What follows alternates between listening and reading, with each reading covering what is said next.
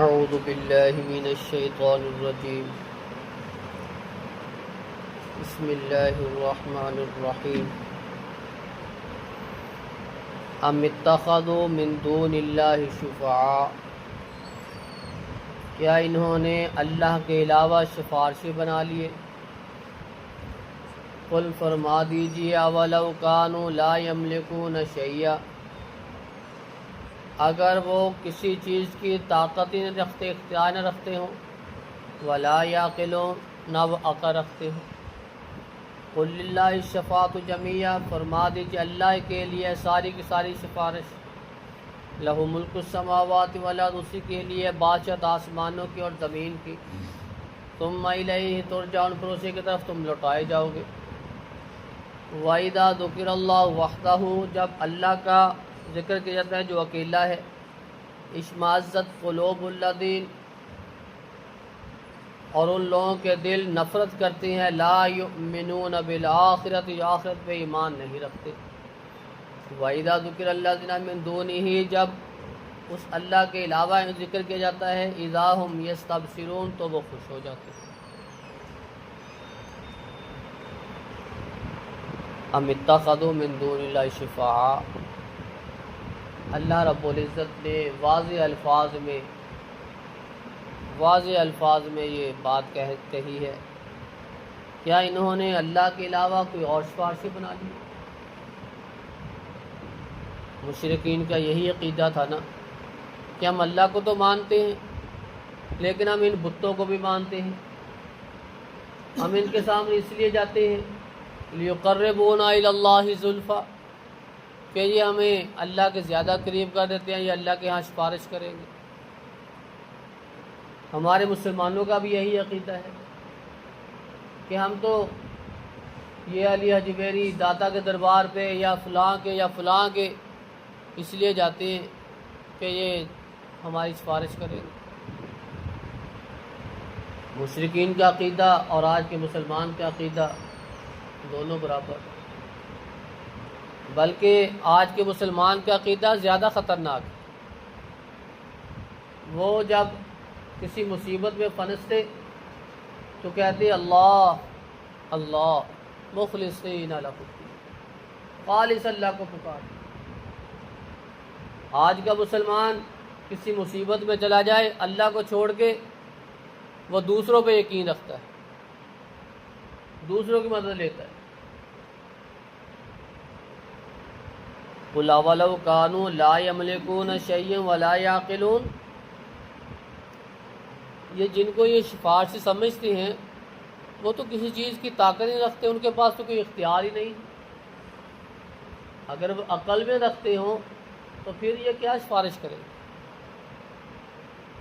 قل للہ الشفاعۃ جمیعا، سفارش اللہ ہی کی، تو جس کو حکم دے گا، جس کو اجازت ملے گی، وہی سفارش کر سکے۔ من ذا الذی یشفع عندہ الا باذنہ، کیا کوئی ہے جو اس کی اجازت کے بغیر سفارش کر سکے؟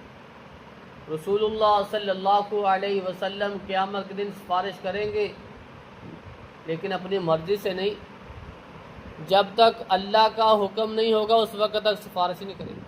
سجدے میں جائیں گے، ارفع راسک، سل تو ہوتا، پھر حکم دیا جائے گا اے پیغمبر اپنے سر کو اٹھائیے، مانگیے کیا مانگنا، آپ کی دعا پوری کی جائے گی۔ جب اجازت ملے گی پھر اللہ کے رسول سفارش کریں گے، اللہم امتی، اے اللہ میری امت، اے اللہ میری امت۔ اس وقت اپنی امت کی فکر کریں، دعا کریں، لیکن اپنی مرضی سے نہیں، اللہ کی حکم اجازت کے ساتھ۔ ثم الیہ ترجعون، پھر اسی کی طرف تم لوٹائے جاؤ گے۔ وَإِذَا ذُكِرَ اللَّهُ وَحْدَهُ اشْمَئَزَّتْ قُلُوبُ الَّذِينَ لَا يُؤْمِنُونَ بِالْآخِرَةِ، جب اس اکیلے کا ذکر کیا جاتا ہے، اس اللہ کا، تو ان کے دلوں میں نفرت پیدا ہوتی ہے۔ ان سے کہا جاتا ہے یہ فلاں کو چھوڑ دو، ایک اللہ کے سامنے جھک جاؤ، تو یہ نفرت کرتے ہیں، برا بھلا کہتے ہیں، گالیاں دیتے ہیں۔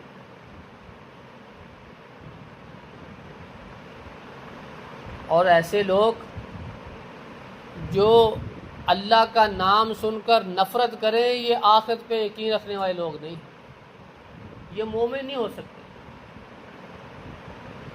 وَإِذَا ذُكِرَ الَّذِينَ مِن دُونِهِ إِذَا هُمْ يَسْتَبْشِرُونَ، جب اللہ کے علاوہ دوسروں کا ذکر کیا جاتا ہے تو یہ بڑے خوش ہو۔